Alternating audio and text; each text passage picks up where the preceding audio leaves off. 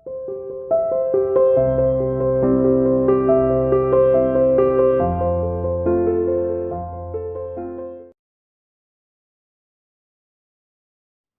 Dear student, welcome to C international school online classes.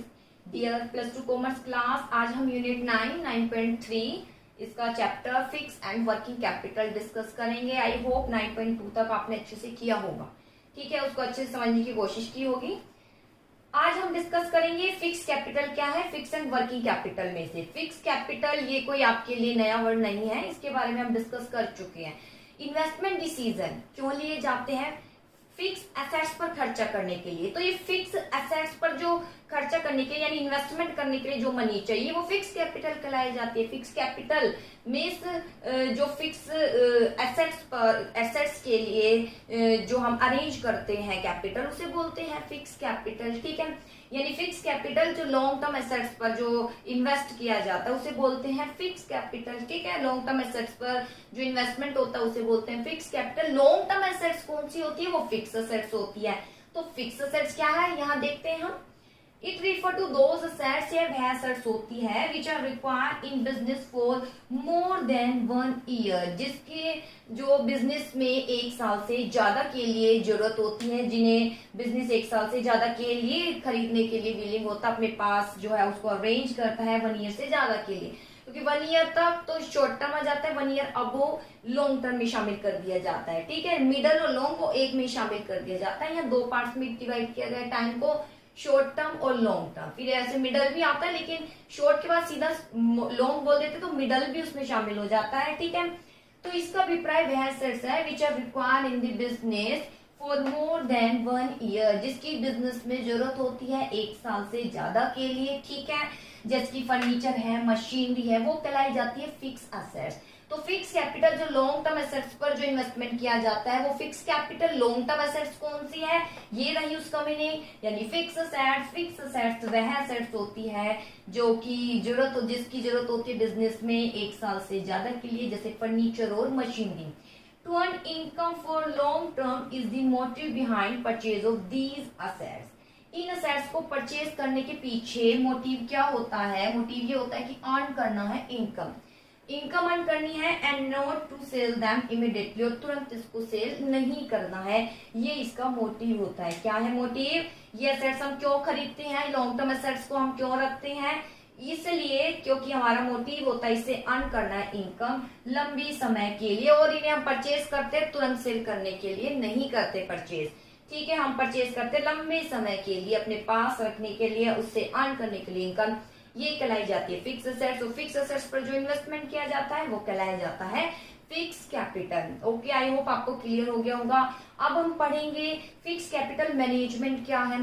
तो fix capital management कुछ नहीं, जो इसका मैनेजमेंट करना है कि कितना फिक्स एसेट्स पर खर्चा आना है, टोटल रिक्वायरमेंट को एक अरेंज करना कि टोटल खर्चा कितना आना है, मशीनरी पर कितना आना है, फर्नीचर पर कितना आना है, फंडान पर कितना आना है, ठीक है, लैंड बिल्डिंग इन पर कितना खर्चा आना है, टोटल एक एस्टिमेट लगाना, उसका वही कहलाया जाता है फिक्स कैपिटल मैनेजमेंट। तो बेटा ये 2-3 बातें हैं जो आपको ध्यान होनी चाहिए। Fix capital, long term assets पर जो इन्वेस्टमेंट किया जाता है, फिक्स एसेट्स, जो फिक्स कैपिटल जो लॉन्ग टर्म एसेट्स यानी फिक्स एसेट्स पर जो खर्चा होता है। फिक्स एसेट्स क्या है ये मैंने यहाँ लिखा हुआ है। फिक्स कैपिटल मैनेजमेंट क्या है, 3 क्वेश्चन राइज हो जाते हैं। फिक्स कैपिटल मैनेजमेंट मींस इन पर ये कितना खर्चा आना है, टोटल इसकी रिक्वायरमेंट का अनुमान लगाना, ये कहलाया जाता है फिक्स कैपिटल मैनेजमेंट। चलिए इसके बाद हम देखते हैं आगे क्यों हमें इसकी जरूरत होती है फिक्स कैपिटल मैनेजमेंट की। हम इसका मैनेजमेंट क्यों करते हैं? क्योंकि संस्था की सफलता ही इस पर डिपेंड करती है कि आपने फिक्स कैपिटल का कैसे मैनेज किया है। पर्याप्त मात्रा में फिक्स जो है आपके पास कैपिटल होनी चाहिए। क्यों होनी चाहिए? क्योंकि इस पर संस्था की सफलता डिपेंड करती है। और इसके अलावा अगर आप सोर्स लेते हैं, डेब्ट सोर्स चूज भी करते हैं, तो वहां भी वो देखते हैं आपके पास फिक्स अमाउंट कितना है, फिक्स कैपिटल कितनी है आपके पास, कितनी आपके पास फिक्स एसेट्स है, वो उसको ध्यान में रखकर ही अपने इन्वेस्टमेंट करते हैं। तो बहुत ज्यादा जरूरत हो जाती है इसका मैनेजमेंट करना, ठीक है। तो efficient management fix capital depend करता है कि फिक्स एसेट्स का कितना अनुमान लगा रहे हैं। करेक्ट एस्टिमेट जो है of adequate amount fix capital in order to purchase it, correct estimate लगाना ही कहलाया जाता है fix capital management. I hope clear हो गया होगा। फिर बता देती हूँ फिक्स कैपिटल, इसका पे इन्वेस्टमेंट करना है लॉन्ग टर्म एसेट्स। अभी लॉन्ग टर्म एसेट्स क्या है? ये फिक्स एसेट्स होती है। फिक्स एसेट्स यहाँ मैंने मीनिंग लिखा हुआ, जो बिजनेस अपने पास 1 साल से ज्यादा के लिए रखता है, इसलिए ही उसे खरीदता है। खरीदने का मोटिव यही है कि अर्न करना है इनकम ज्यादा। चलिए अब सीधा फैक्टर पर आ जाते हैं। इसके फैक्टर इंपॉर्टेंट है। Factor affecting the requirement of fix capital, कौन कौन से फैक्टर प्रभावित करते हैं किसको? फिक्स कैपिटल को। तो देखिए, जब फिक्स कैपिटल से रिलेटेड हम कोई डिसीजन लेते हैं तो कौन कौन से फैक्टर इसको प्रभावित करते हैं। तो सबसे पहले आता है नेचर ऑफ बिजनेस। देखिए सबसे पहले आता है नेचर ऑफ बिजनेस। तो बिजनेस का नेचर यानी प्रकृति कैसी है, कितने प्रकार के बिजनेस है? तो 2 प्रकार के बताए गए हैं यहाँ पर। फिक्स कैपिटल डिपेंड करती है कि फिक्स कैपिटल की आवश्यकता डिपेंड करती है नेचर ऑफ बिजनेस पर, कि बिजनेस का नेचर कैसा है। अब हम ये फैक्टर ध्यान में रखेंगे कि फिक्स कैपिटल की आवश्यकता जब हमें होती है तो कौन कौन से फैक्टर इसको प्रभावित करेंगे। तो देखिए नेचर ऑफ बिजनेस 2 प्रकार के होते हैं। मैन्युफैक्चरिंग बिजनेस, एक तो मैन्युफैक्चरिंग बिजनेस है और सेकंड है ट्रेडिंग बिजनेस। ठीक है, मैन्युफैक्चरिंग बिजनेस है और ट्रेडिंग बिजनेस है। अब आपको यहाँ ये बताना है टॉपिक में कि कहाँ पर फिक्स कैपिटल की रिक्वायरमेंट ज्यादा है और कहाँ पर कम है, आपको यहाँ यही बताना है। जैसे पीछे फैक्टर में हम पढ़ रहे थे किसको चूज करना है, डेब्ट चूज कर, इक्विटी चूज। यहाँ आपको सिर्फ ये बताना है कि फिक्स कैपिटल की आवश्यकता यहाँ ज्यादा है या कम है। जैसे मैन्युफैक्चरिंग बिजनेस है तो मैन्युफैक्चरिंग में वस्तु बनेगी, रॉ मटेरियल ले जाएगा, कन्वर्ट की जाएगी, तब वस्तु तैयार होगी, तो मैन्युफैक्चरिंग बिजनेस है। वो मशीन भी चाहिए होगी। एक ट्रेडिंग है, ट्रेडिंग क्या करेगा? बनी बनाई वस्तु लेगा मैन्युफैक्चरिंग बिजनेस से और आगे सेल कर देगा। तो कहाँ पर फिक्स कैपिटल की आवश्यकता होगी? सोचिए कहाँ पर फिक्स ये मशीनरी की जरूरत कहाँ सबसे ज्यादा होगी? यहाँ मैन्युफैक्चरिंग बिजनेस में। जैसे देखिए in case of manufacturing business large investment आपको करना पड़ता है लैंड पर, बिल्डिंग पर, मशीनरी पर। ठीक है, कोई बड़ी मात्रा में जो है वस्तु का प्रोडक्शन होगा, मैन्युफैक्चरिंग बिजनेस है। तो यहाँ पर large amount of fix capital, यहाँ पर लार्ज अमाउंट में आपको क्या चाहिए होगा? Fix capital. लार्ज अमाउंट में आपको क्या चाहिए होगा? Fix capital. इसके बाद आता है ट्रेडिंग बिजनेस। तो ट्रेडिंग क्या है? जिसमें फिनिश गुड्स को परचेज करते हैं और सोल्ड कर देते हैं। तो यहाँ पर तो आपको फिक्स कैपिटल की आवश्यकता क्या होगी? लेस। बेटा आपको यहाँ यही बताना है, बहुत सिंपल टॉपिक है कि फिक्स कैपिटल की आवश्यकता ज्यादा है या कम। तो बिजनेस का नेचर 2 ही प्रकार का है, मैन्युफैक्चरिंग है, ट्रेडिंग है। मैन्युफैक्चरिंग है तो लार्ज मात्रा में जरूरत होगी, ट्रेडिंग है तो लेस, क्योंकि मैन्युफैक्चरिंग तो वस्तुओं को बनाएगा, लैंड जरूरत होगी, मशीनरी की जरूरत होगी, तो वहां पर लार्ज मात्रा में फिक्स कैपिटल की जरूरत होगी। ट्रेडिंग में तो ऐसा कुछ नहीं है, वस्तु को लेते हैं और बेचते हैं, यहाँ पर कम जरूरत होगी। होप आपको समझ आया होगा। सेकंड, स्केल ऑफ बिजनेस, यानी बिजनेस का विस्तार। तो ये तो बहुत इजी है। Scale of business. ठीक है, कितना स्केल है बिजनेस का, यानी कितना जो है विस्तार है बिजनेस का, रूप कैसा है। अगर बिजनेस लार्ज लेवल पर है, अगर बिजनेस कैसा है? लार्ज लेवल, बड़ा बिजनेस है, बड़ी मात्रा में क्या होगी? जरूरत होगी किसकी? फिक्स कैपिटल की। तो यहाँ पर मोर फिक्स कैपिटल की जरूरत होगी। और वहीं अगर इसका स्केल जो है स्मॉल है तो वहां पर लेस फिक्स कैपिटल की जरूरत होगी। बस यही लिखना है, बहुत सिंपल टॉपिक है। देखिए लार्जर स्प्रेड ऑफ बिजनेस, जितना ज्यादा बिजनेस एक्टिविटी को स्प्रेड करोगे, जितनी बड़ी संस्था होगी, ज्यादा मात्रा में फिक्स कैपिटल की जरूरत होगी। जैसे अपना स्कूल है और इसको बड़ा करेंगे और विस्तार करेंगे, लैंड की जरूरत होगी, लैंड के साथ बिल्डिंग बनाएंगे, तो फिक्स कैपिटल की जरूरत ज्यादा। जहां छोटे लेवल पर बिजनेस होगा तो वहां पर फिक्स कैपिटल की आवश्यकता कम होगी। ठीक है, अब आता है चॉइस ऑफ टेक्निक। ठीक है, टेक्निक आप कौन सी यूज कर रहे हैं, तो उसके अकॉर्डिंग देखिए टेक्निक। ठीक है, चॉइस ऑफ टेक्निक, तो कौन सी टेक्निक चूज कर रहे हैं। अगर आप कंप्यूटर ज्यादा यूज कर रहे हैं, मशीनरी ज्यादा यूज कर रहे हैं तो मोर जरूरत होगी, कम यूज कर रहे हैं तो लेस जरूरत होगी। बस यही लिखना है। देखिए those manufacturing enterprise who make use of modern and automatic machine, जो मॉडर्न एंड ऑटोमेटिक मशीन ज्यादा यूज करेगी उसे लार्ज मात्रा में फिक्स कैपिटल की जरूरत होगी। जो मॉडर्न मशीन यूज करेगी, मॉडर्न मशीन उसको खरीदना पड़ेगा तो लार्ज मात्रा में फिक्स कैपिटल की जरूरत होगी, और जो अपने पुराने ही उससे चलेगी तो वहां पर उसको लार्ज मात्रा में जरूरत नहीं होगी, जो कि मशीनरी नहीं बल्कि लेबर के थ्रू सारा काम करा रहे हैं, मैनुअल लेबर का यूज कर रहे हैं, यानी व्यक्तियों का यूज कर रहे हैं। प्रोडक्शन करने में किसका यूज कर रहे हैं? लेबर का यूज कर रहे हैं। मशीनरी कम है, लेबर ज्यादा यूज है, तो वहां पर लेस फिक्स कैपिटल की जरूरत होगी, क्योंकि मशीनरी वहां इतनी जरूरत नहीं होगी। ठीक है, तो ये है बेटा चॉइस ऑफ टेक्निक। इसके बाद आता है टेक्नोलॉजी अपग्रेडेशन। टेक्नोलॉजी अपग्रेडेशन यानी तुरंत टेक्नोलॉजी आप चेंज कर देते हैं तो कितनी जरूरत होगी। देखिए,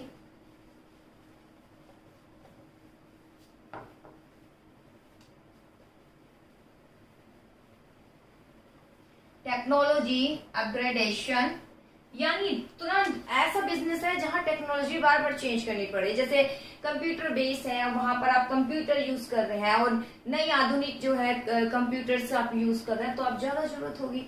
जहां टेक्नोलॉजी आपकी पुरानी ही है वहां पर कम जरूरत होगी। जैसे देखिए, देयर आर सम बिजनेस, कुछ बिजनेस होती है fix assets is use and which does require immediate change.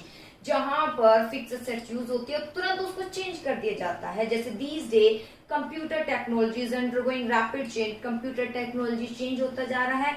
Those company whose business is computer based need more fix capital. अब जो कंपनी कैसी है? कंप्यूटर बेस है। कैसा है? जिसको कंप्यूटर बेस पर आधारित है, वहां पर मोर फिक्स कैपिटल की जरूरत होगी। जहां कंप्यूटर बेस है ही नहीं तो वहां पर लेस फिक्स कैपिटल की जरूरत होगी। कहने का मतलब वही टेक्नोलॉजी अपग्रेडेशन, नई टेक्नोलॉजी यूज कर रहे हैं। अब ये थोड़ी टाइपराइटर का यूज करेंगे, नहीं करेंगे। जो भी कंप्यूटर का ही है, कंप्यूटर बेस है, कंप्यूटर बेस है, कंप्यूटर यूज कर रहे हैं, वहां फिक्स कैपिटल की आवश्यकता जरूरत हो। जहां ये यूज नहीं कर रहे हैं वहां फिक्स कैपिटल की आवश्यकता कम होगी। अब आता है ग्रोथ प्रोस्पेक्टस। ग्रोथ यानी ग्रोथ की संभावना। ग्रोथ प्रोस्पेक्टस, प्रोस्पेक्ट देखिए, सॉरी ग्रोथ प्रोस्पेक्ट। तो ग्रोथ की संभावना, अगर ग्रोथ बहुत सिंपल, ग्रोथ की संभावना ज्यादा है तो फिक्स कैपिटल ज्यादा। ग्रोथ यानी संस्था भी स्मॉल साइज के, लार्ज साइज में करना तो ग्रोथ होगा। ठीक है, अभी हमारी एक ब्रांच है, दूसरी ब्रांच हो जाएगी, वो ग्रोथ कहलाया जाता है। अगर ग्रोथ हो रहा है तो ज्यादा जरूरत, नहीं हो रहा तो कम जरूरत। देखिए, देयर आर टू टाइप के ऑर्गेनाइजेशन होते हैं from the point of view growth के पर्पज से। Such organisation which have no possibility of growth, जिस ऑर्गेनाइजेशन में ग्रोथ की पॉसिबिलिटी नहीं होती, they don't need additional fix capital in future. उन्हें फ्यूचर में जहां पर ग्रोथ नहीं है, नो ग्रोथ, वहां पर इन फ्यूचर में उन्हें फिक्स कैपिटल की आवश्यकता जो नहीं होगी एडिशनल, और जहां पर ग्रोथ की संभावना है वहां पर फिक्स कैपिटल की आवश्यकता ज्यादा होगी। ठीक है, सच ऑर्गेनाइजेशन जहां मोर पॉसिबिलिटी ऑफ ग्रोथ है उन्हें एडिशनल फिक्स कैपिटल की जरूरत होगी। Such organisation make a choice of source finance well in advance so that case of need additional finance can be made available. ये ऑर्गेनाइजेशन पहले से ही फाइनेंस अरेंज कर लेती है ताकि जैसे ही जरूरत हो तो वैसे ही परचेज कर सके मशीनरी को। इसके बाद आता है डाइवर्सिफिकेशन। देखिए, डाइवर्सिफिकेशन क्या है? डाइवर्सिफिकेशन होता है एक से ज्यादा प्रोडक्ट, उसे बोलते हैं डाइवर्सिफिकेशन। ठीक है, आपने पार्ट ए में पढ़ा भी डाइवर्सिफिकेशन, यानी संस्था का डाइवर्सिफिकेशन हो रहा है। अब एक प्रोडक्ट नहीं और ज्यादा प्रोडक्ट बना रही है, यानी एक ही प्रकार नहीं कई प्रकार वो बना रही, जैसे कार के साथ स्कूटी है तो वो डाइवर्सिफिकेशन है। तो अगर डाइवर्सिफिकेशन होगा, कार भी है स्कूटी भी है, तो दोनों के लिए अलग अलग टेक्नोलॉजी, दोनों के लिए अलग अलग जो है प्लांट्स एक तरीके से क्रिएट करने पड़ेंगे, उसका मैनेजमेंट अलग करना पड़ेगा। ठीक है, मशीन भी अलग आएगी, सभी तरीके से अरेंज अलग करना पड़ेगा, तो वहां मोर जरूरत, जहां नहीं है तो वहां कम जरूरत। देखिए, डाइवर्सिफिकेशन मीन्स बिजनेस को चला रहे हैं more product than merely one product की प्लेस पर उससे ज्यादा प्रोडक्ट आप यूज कर रहे हैं। Those organization which wish to adopt diversification, जो ऑर्गेनाइजेशन अडॉप्ट करती है diversification, certainly need more fixed capital, उन्हें फिक्स कैपिटल की आवश्यकता ज्यादा होती है। For example, if textile manufacturing company start business of paper manufacturing, मान लीजिए टेक्सटाइल यानी कपड़ा उद्योग है, वो पेपर का भी यूज कर रही है। जो टेक्सटाइल है वो किसका भी यूज कर रही है? पेपर का भी यूज कर रही है। ठीक है, इट स्टिल हैव तो इसे दोनों पर ही इन्वेस्ट करना पड़ेगा, दोनों पर ही फिक्स एसेट्स की जरूरत होगी, तो more fix capital. Paper it shall have to invest heavily in land, इसे लैंड बिल्डिंग मशीनरी पर खर्च करना पड़ेगा। टेक्सटाइल है, पेपर भी शुरू करनी पड़ रही है, उसके लिए अलग लैंड मशीनरी बिल्डिंग की जरूरत होगी। It will require more additional fix capital, इस प्रकार मोर एडिशनल फिक्स कैपिटल की जरूरत होगी। अब आता है फाइनेंसिंग अल्टरनेटिव। अगर फाइनेंसिंग अल्टरनेटिव देखिए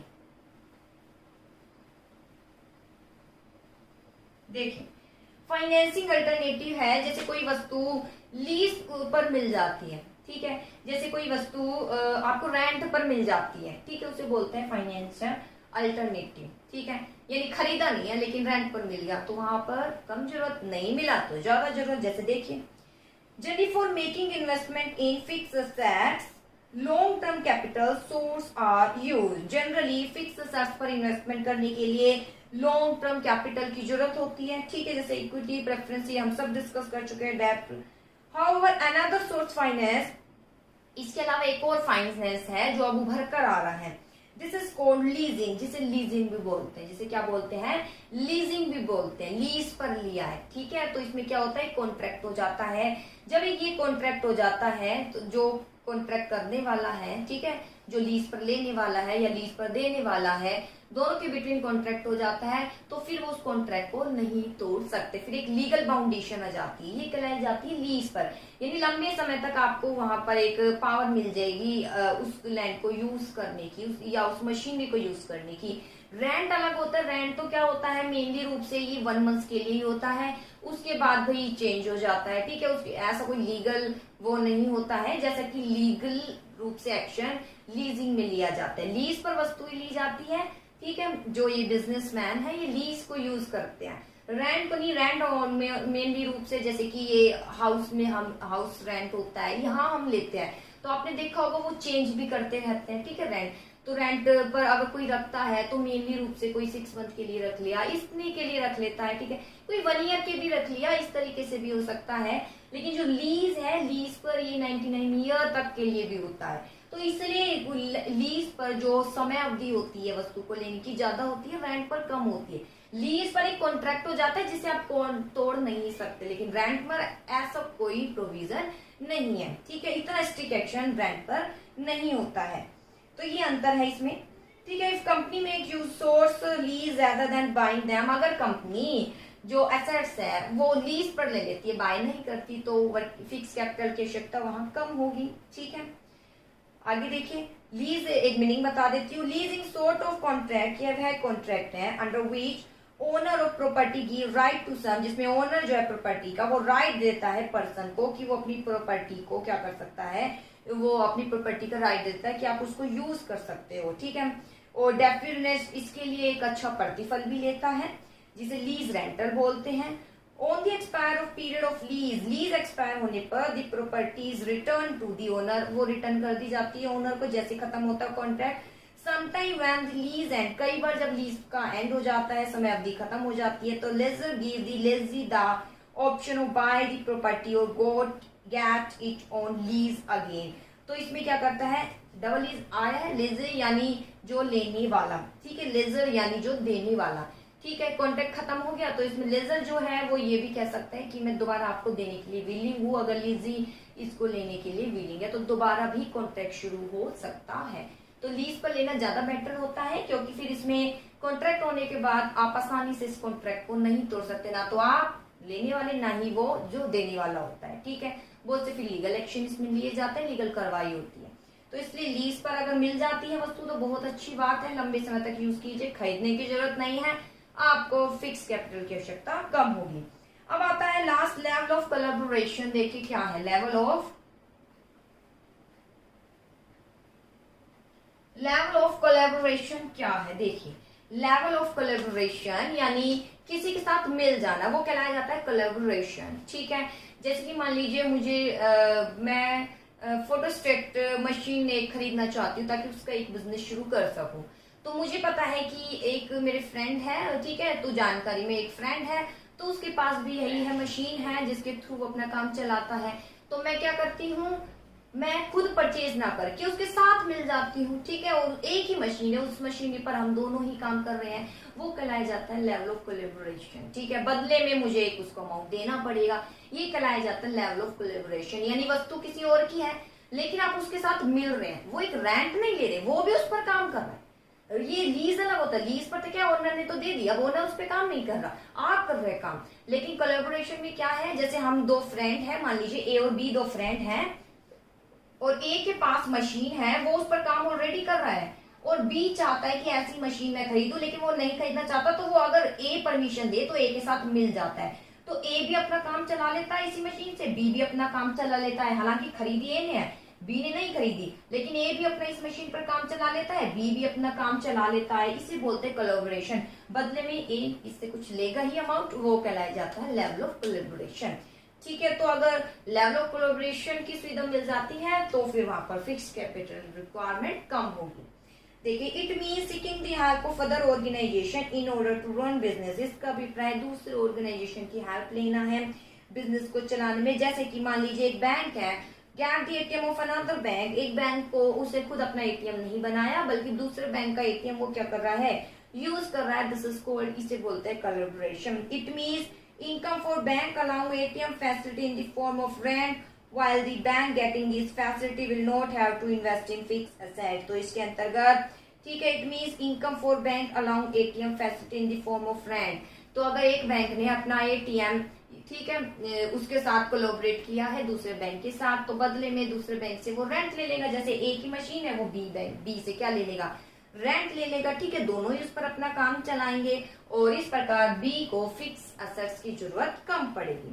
इस प्रकार कहा जा सकता है कोलैबोरेशन हेल्प करता है रिड्यूस करने में किसकी आवश्यकता को, फिक्स कैपिटल की आवश्यकता को रिड्यूस करने में क्या करता है, हेल्प करता है, ठीक है। तो ये थे बेटा फैक्टर। सबसे पहले नेचर ऑफ बिजनेस, दो प्रकार के नेचर होते हैं, मैन्युफैक्चरिंग होते हैं, ट्रेडिंग। मैन्युफैक्चरिंग जहाँ पर वस्तु को बनाई जाती है तो ज्यादा जरूरत, ट्रेडिंग है वस्तु ले ही है वो बेच दिए, कम जरूरत। स्केल है, स्केल जितना बड़ा होगा जरूरत ज्यादा, कम तो कम जरूरत।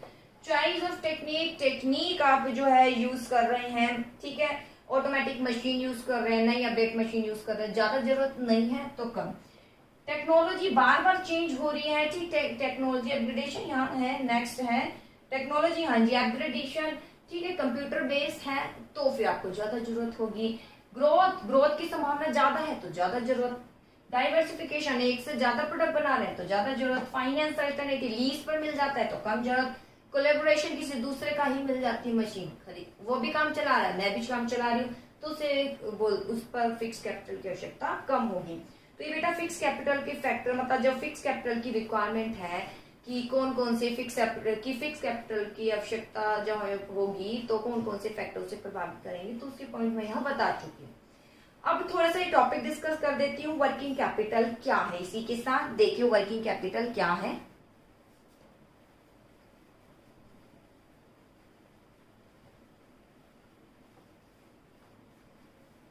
हाँ जी, वर्किंग कैपिटल, ठीक है, यहाँ पर वर्किंग कैपिटल आपको पता है, it refer to proportion of capital invest in short term assets. Working capital है जो शॉर्ट टर्म एसेट्स पर खर्चा किया जाता है, जो शॉर्ट टर्म एसेट्स पर खर्चा किया जाता है उसे बोलेंगे वर्किंग कैपिटल। तो थोड़ा सा टॉपिक में यहाँ डिस्कस कर देती हूँ। Difference between current assets and current liabilities called working capital. जो करंट एसेट्स और करंट लायबिलिटी का जो अंतर है, या आपने अकाउंट में खूब पढ़ा है, करंट एसेट्स और करंट लायबिलिटी का जो डिफरेंस है उसे बोलते हैं वर्किंग कैपिटल, ठीक है, उसे बोलते हैं वर्किंग कैपिटल। अब यहाँ एक इलस्ट्रेशन गिवन है तो उसमें थोड़ा सा मैं आपको बता देती हूँ, ठीक है। जैसे to understand clear the meaning of working capital, यहाँ बैलेंस शीट गिवन है जिसे डिवाइड किया गया है 4 पार्ट्स में, ठीक है। जैसे कि यहाँ पर गिवन है लायबिलिटी है और एसेट्स है।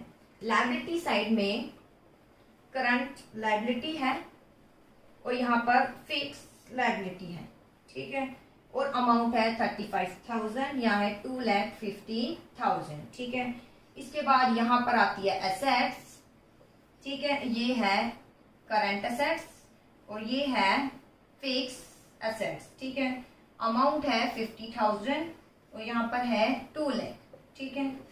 ये आ गया 250, दोनों का टोटल, ये तो आपको पता ही है टोटल इक्वल होता है।